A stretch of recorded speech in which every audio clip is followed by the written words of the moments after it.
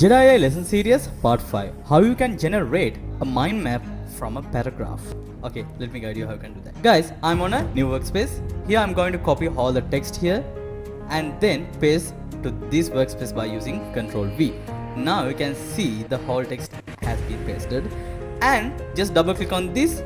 Now go to the bottom of the text and then type slash here, then you will be able to see the options and click on this mind map option. Now you have to wait until JEDAAI AI works on it. But I got something about chocolate. Now you can see how that worked with JEDAAI AI. Now JEDAAI AI generated you an amazing mind map to make it more readable and clear. Okay, so now you have special points on this mind map. So there are so many things you can see here in a different way. Actually, if you need to get more information about this, then just click on this, double click on this and then type slash, and here you can click on this analysis here. Okay, actually before you can see the cocoa tree was cultivated more than 3000 years ago by the blah blah blah, right? Okay, now you can see about the cocoa tree cultivation. Okay, now the analysis is about cocoa tree cultivation. Guys,